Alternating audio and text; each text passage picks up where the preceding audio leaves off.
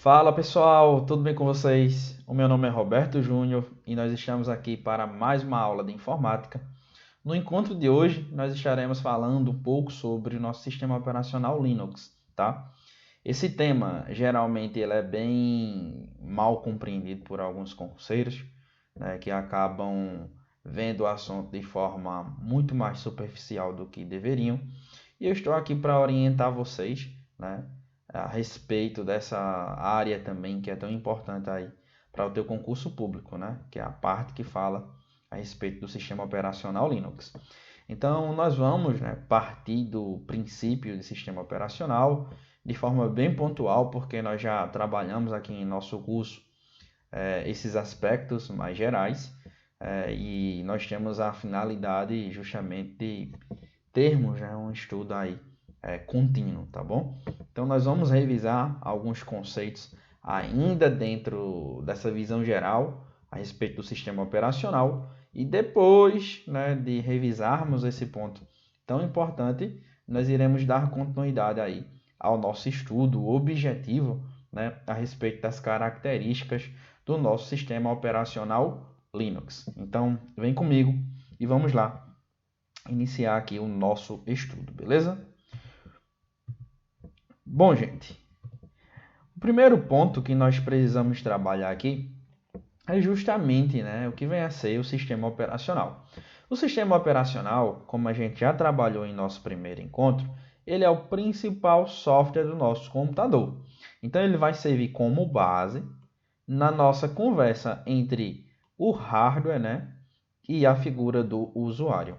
Então, o sistema operacional será a nossa plataforma em que a gente vai instalar os nossos aplicativos e também vai ser o intermediário por meio do qual nós, enquanto seres humanos, iremos solicitar algo ao nosso computador. A parte aqui, ó, do hardware, beleza? Então, nós, usuários, vamos solicitar algo à máquina, por ela não falar o nosso idioma, a gente vai precisar sempre de um software base, né, de um sistema operacional. Pode ser o Windows, que a gente já estudou, poderia ser também a figura do nosso Linux aqui, que estamos iniciando o nosso estudo agora, beleza? Então, em cima do nosso sistema operacional, nós vamos instalar aí os aplicativos. Show de bola? Bom, gente, aquela típica imagem, né? Só para a gente revisar, dizendo aqui que o sistema operacional serve como uma interface, um intermediário, né, para o usuário, vai gerenciar todas as nossas características relacionadas aí ao conjunto de arquivos, né, que a gente vai ter no nosso computador, como também vai ser o responsável pelo gerenciamento aqui das principais tarefas, beleza? Além disso, a gente também diz que o nosso sistema operacional ele gerencia todos os recursos, tanto os recursos de hardware como também os recursos de software, beleza? Então ele vai gerenciar lá a nossa memória RAM, nossa memória ROM, o nosso processador, o CPU, os dispositivos de armazenamento, dispositivos de entrada e também os dispositivos de saída. Show de bola? Ainda é muito importante que a gente relembre aqui, retome o conceito de kernel, né? Ou de núcleo do nosso sistema operacional. E aqui dentro do sistema operacional Linux, esse ponto ele se torna extremamente importante, tá? Por quê? O kernel, gente, dentro do sistema operacional Linux é chamado de Linux. E esse seria o principal ponto dentro das principais distribuições. Porque, independentemente da distribuição que você esteja utilizando, que você escolha utilizar, sempre estaremos diante de um kernel Linux. Se o kernel ele for diferente do Linux, o sistema operacional não é Linux, tá? Basicamente, a gente vai entender o nosso kernel aqui como se fosse um motor do sistema operacional, o núcleo, de modo que sem ele a gente não consegue fazer muita coisa no nosso computador, beleza? Então, kernel do nosso sistema nada mais é do que a parte mais importante aqui dentro da utilização do nosso computador, né, quando a gente fala a respeito do nosso sistema operacional, beleza? Então, aqui dentro do nosso sistema operacional Linux, a gente sempre vai dizer que ele é o principal elemento. Por quê? É o nome que a gente dá ao nosso kernel que vai caracterizar justamente a figura do nosso sistema operacional, tá? E eu preparei aqui essa aula com muito carinho e atenção para apresentar a vocês os principais detalhes dentro desse maravilhoso sistema operacional, tá? Que, como eu falei no começo, é incompreendido, né? Na maioria das vezes, mais por preconceito e falta de experiência, né, com os conceitos que nós temos dentro dele, do que necessariamente por dificuldade. Não é difícil, tá? É até simples, desde, claro, que a gente estude aquilo que realmente precisa ser aprendido. Então, um kernel ou o núcleo do nosso sistema, ele vai conversar diretamente com a parte física, né? Com o nosso hardware ou hardware. Então, aqui dentro também a gente trabalha muito o conceito de plug and play, né? Então, é graças ao nosso sistema operacional, meu querido amigo, minha querida amiga, que a gente consegue aí, né, interagir com o nosso computador. E o kernel, ele vai ficar aqui nesse intermédio, ó, gerenciando lá os dispositivos de memória, né, os nossos dispositivos de armazenamento, memória RAM, processador, e vai estabelecer esse elo entre eles e a nossa aplicação. Lembrando que o nosso kernel dentro do Linux ele é monolítico, tá? Não se confunde lá com o microkernel que é dividido em módulos, tá certo? O nosso sistema operacional Windows ele trabalha com o conceito de módulo também, só que a gente vai ver que está associado já a outra perspectiva, tá? A outros detalhes e não a esse necessariamente. Bacana? Então vamos lá. Falando aqui, né, sobre o conceito de plug and play, é importante que a gente lembre que ele também está presente dentro do nosso sistema operacional Linux. O plug and play, né, como a gente já havia estudado aqui também na nossa aula anterior, está associado justamente à capacidade que o sistema operacional tem de reconhecer dispositivos físicos de forma automática, reconhecendo e instalando os principais tipos de dispositivos físicos, como a figura do mouse, né, da webcam, da própria impressora, do teclado, tá certo? Então, o plug and play é justamente essa nossa capacidade aqui dentro do nosso sistema operacional de reconhecer esses equipamentos. Show de bola! É importante que a gente lembre que isso não é uma característica exclusiva do Linux, né, mas sim dos principais sistemas operacionais e também de redes de computadores. Então a gente tem a figurazinha aqui representando o plug and play e também, né, uma imagem relacionada aí ao pendrive como principal exemplo ou ponto de entendimento a respeito desse conceito, tá certo? Então temos aqui agora, de forma mais específica, né, algumas características dos nossos sistemas operacionais. Tanto a figura do Windows quanto a do Linux vão apresentar aqui dentro da nossa conversa esses três elementos básicos, né? O kernel ou o núcleo do sistema, a CLI e a GUI. A CLI nada mais é, né, do que a nossa interface de linhas de comando, tá certo? Que é a forma como a gente vai conversar com o nosso computador por meio lá do modo shell, né, ou do modo textual, tá certo? Quando eu digito aqui, ó, olha a imagenzinha, o que eu quero, né, para o meu computador. Então, eu vou lá, quero abrir uma pasta determinada, quero instalar um programa. Então, vou fazer isso por meio de comandos textuais, tá? E esse daqui, gente, é o principal ponto dentro do nosso sistema Linux, tá certo? Dentro aqui da parte gráfica, a gente não vai focar tanto porque existem diversas características gráficas, diversos gerenciadores de interfaces gráficas de usuário. Então não é tão interessante que a gente foque nisso, uma vez que o examinador, né, ele não cobra uma interface gráfica específica. Claro, se ele cobrar de forma pontual, aí sim será sua obrigação estudar essa interface gráfica. Mas na maioria dos casos ele não cobra. A banca Sebrasp cobra lá, Linux, e não determina especificamente uma distribuição. Professor, não sei o que é uma distribuição, não estou compreendendo tanto essa ideia de interface gráfica ainda dentro do Linux. Calma, tá? Calma, nós vamos chegar lá, vamos descrever isso aqui com o máximo de clareza para você. Então a GUI, ou a interface gráfica de usuário, né? Ela surge nesse contexto justamente com a finalidade de trazer um ambiente mais amigável dentro do Linux. A princípio, o Linux ele existia somente aqui, ó, por meio da CLI, simplesmente por meio, né, desses comandos textuais. Mas foi, né, sendo percebido aí ao longo do tempo que não era, né, tão viável termos um sistema operacional que funcionasse somente por meio da interação aí, né, por meio dos comandos textuais.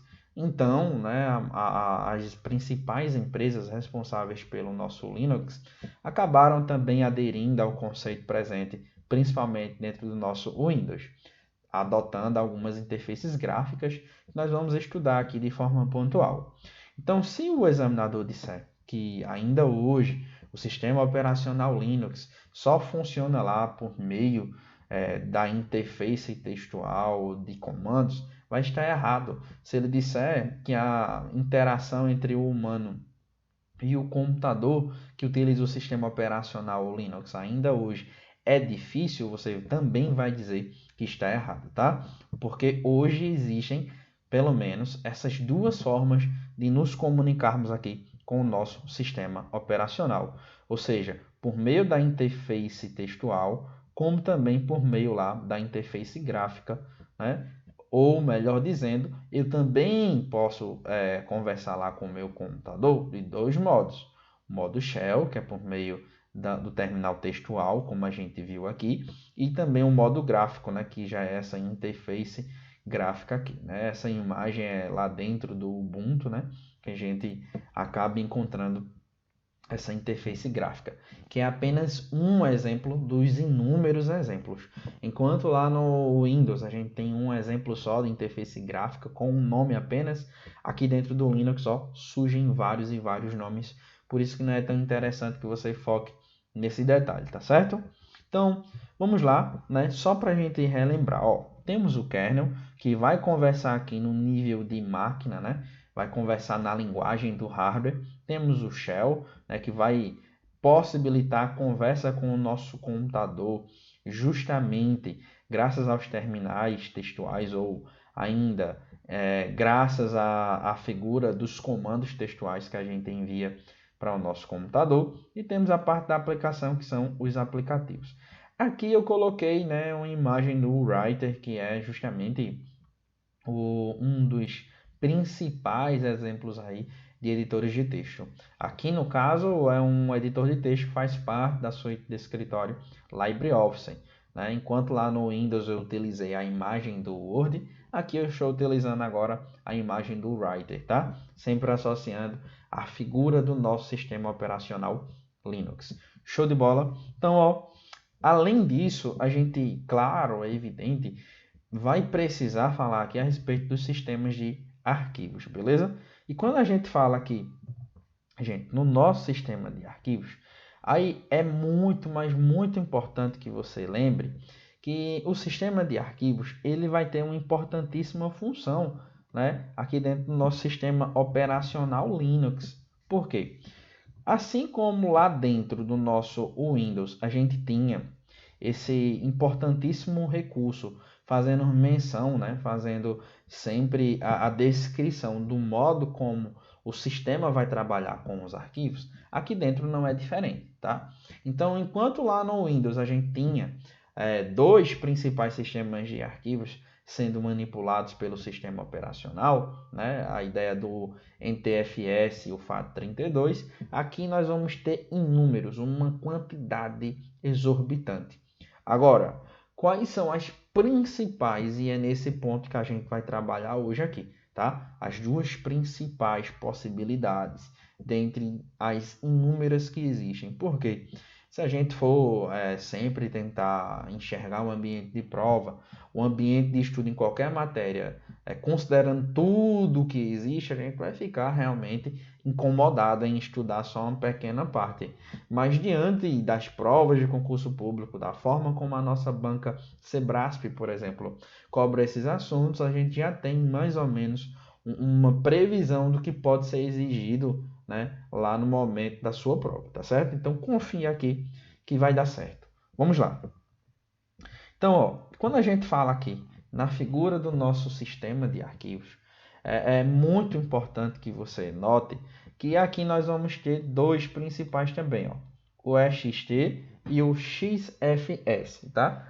Ambos muito cobrados em prova, só que agora, né, associados, obviamente, à figura do Linux, tá bom? Então, o sistema de arquivos vai gerenciar e organizar esses arquivos.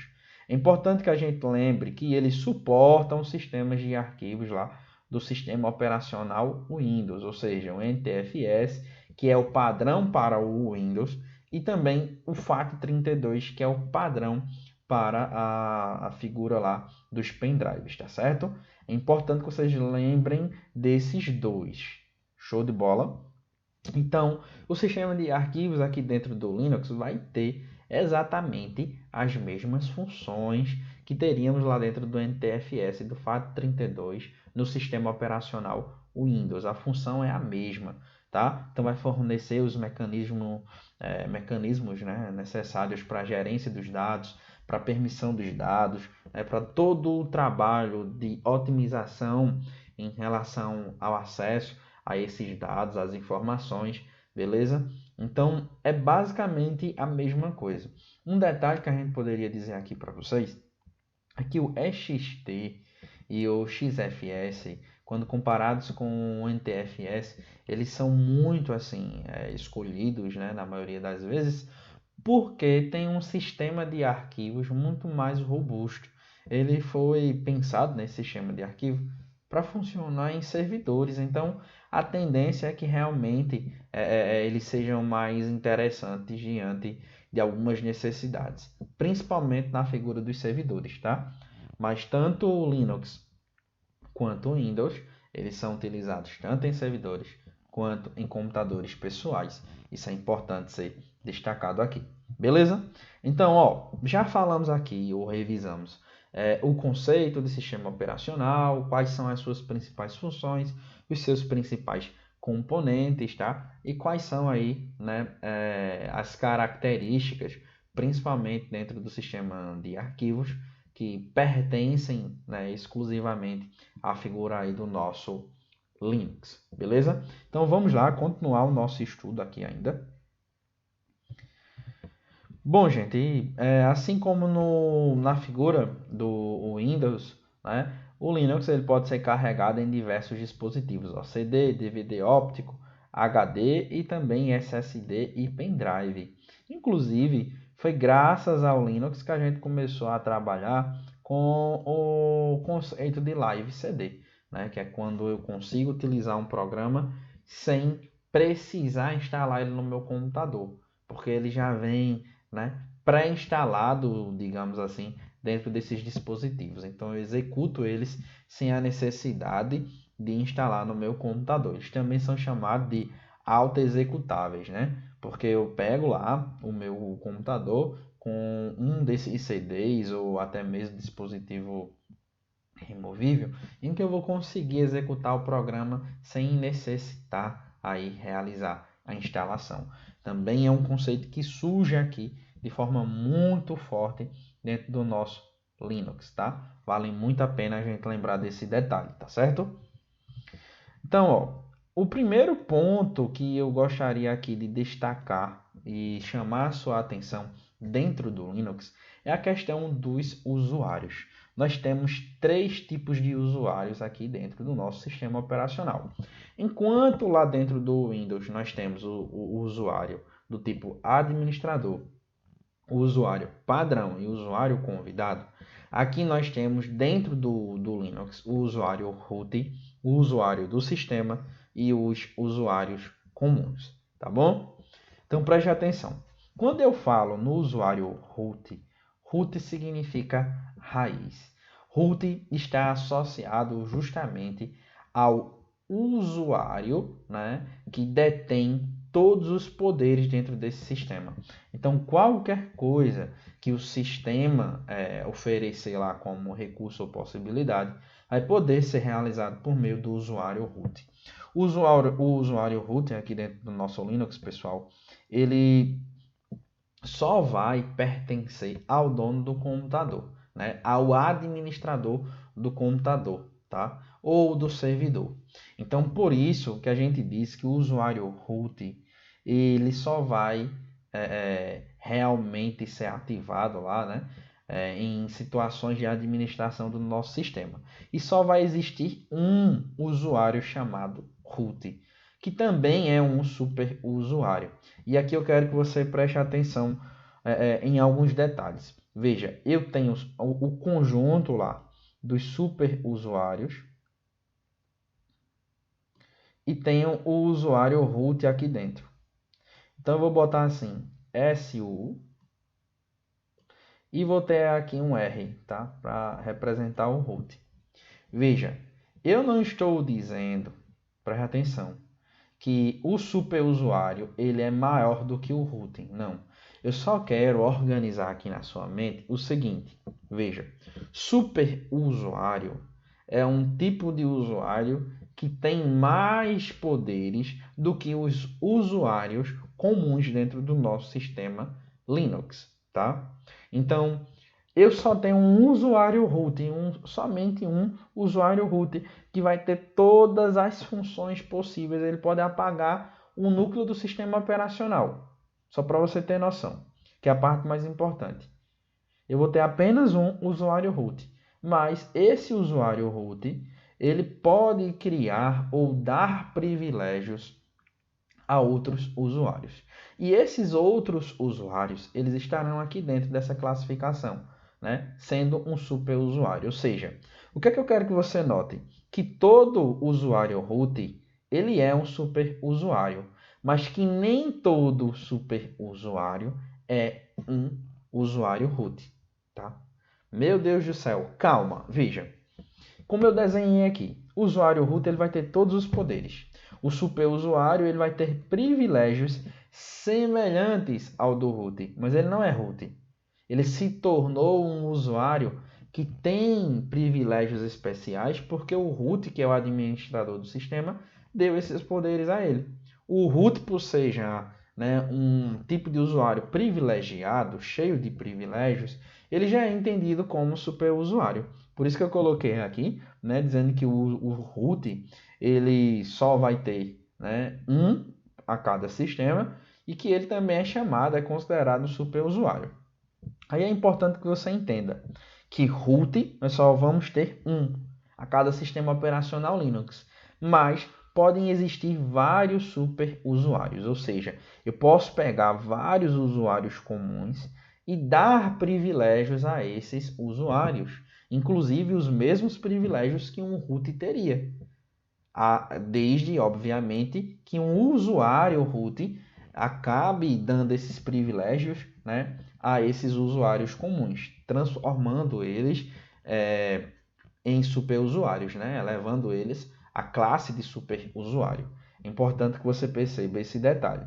Show de bola. Então, o que seria um usuário comum? Gente, um usuário comum é um usuário que foi criado lá pelo root, né, para fazer parte do sistema operacional, tá? E esse usuário, obviamente, ele vai ter lá a sua área de trabalho, os seus próprios arquivos, né, e as suas próprias liberdades dentro do sistema.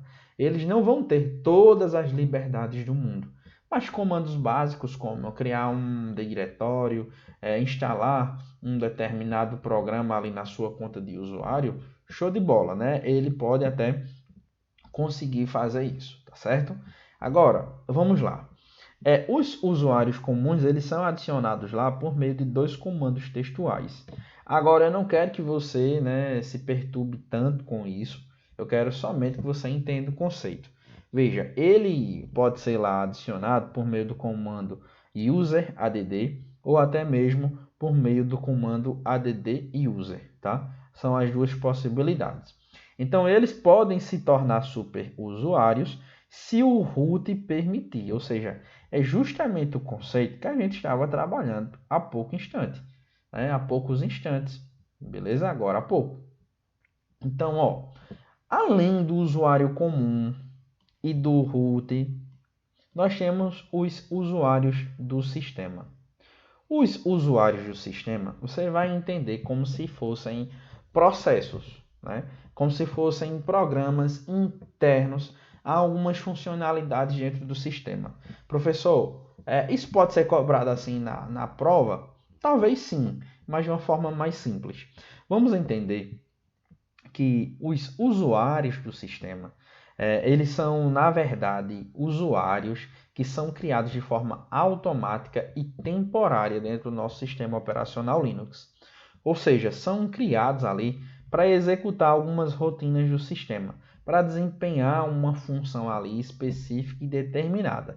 Por exemplo, né, para a função de áudio, para a função de gerência lá de CPU, de sistema, de algum processo nesse sentido. Então, são usuários internos à figura de alguns programas, tá bom? A gente não vai precisar entrar muito nessa ideia. Agora, nós temos a ideia do ID, né? O usuário root, ele tem um ID. O nosso usuário comum, ele também vai ter um ID. Como o usuário de sistema é um usuário temporário, altamente eventual, que só vai ser ativo em situações específicas, eles não possuem aqui a figura de uma identificação. E você precisa entender isso de forma muito, mas muito clara, tá? Porque como eu acabei de falar, o nosso usuário de sistema, ele é criado temporariamente para desempenhar uma determinada função, né? Uma função aí mas bem simples, tá? E bem, eu digo assim, bem prática, né? Bem corriqueira, beleza? Então, vamos falar aqui, olha, de forma bem básica, bem objetiva, sobre a origem do Linux. Como é que o Linux surgiu, né? De onde é que ele vem? O que significa essa expressão Linux? Porque dessa maneira a gente contextualiza ainda mais a nossa aprendizagem, né? E a gente promove, de repente, o conceito de aprendizagem significativa, né? Que é quando o conhecimento que você está adquirindo possui um determinado significado, né? E um significado, claro, que facilite a memorização e até mesmo depois, né, o resgate dessa informação ao seu cérebro. Então vamos falar aqui de forma bem breve um pouco a respeito da origem do nosso sistema operacional Linux. Veja, o Linux ele tem a sua gênese, a sua origem associada aí a três conceitos: o projeto GNU, a ideia de GPL, né? E, obviamente, surge aí a figura do Linux. Gente, em uma perspectiva histórica, ó, Richard Stallman, né? Ele é um entusiasta, ele é um hacker, né? Ele é um ser humano altamente técnico e especializado dentro da área de tecnologia. O que foi que ele pensou? Ele pensou em criar, né, um projeto de sistema operacional que fosse totalmente livre, aberto, para que as pessoas pudessem aprender e compartilhar ainda mais, né, o conhecimento dentro da área de tecnologia. Esse cara, né, que é o Richard Stallman, ele criou esse conceito justamente para se contrapor ao que grandes instituições de tecnologia da época faziam, né, as suas imposições. Por exemplo, antigamente, quando você se formava em TI, né, no momento em que você ia aprender programação, porque todo mundo que se forma, né, precisa estudar programação, ter noções básicas, né, todo mundo que se forma na área de TI precisa ter essa capacidade mínima de programação. Show de bola. Mas lá no momento de formação, as pessoas tinham lá, né, a ideia de aprendizagem limitada, porque não tinham acesso a todo o código de um sistema operacional, por exemplo. À época nós tínhamos a figura do Unix, né, que disponibilizava lá parte do seu código para que as pessoas da universidade aprendessem.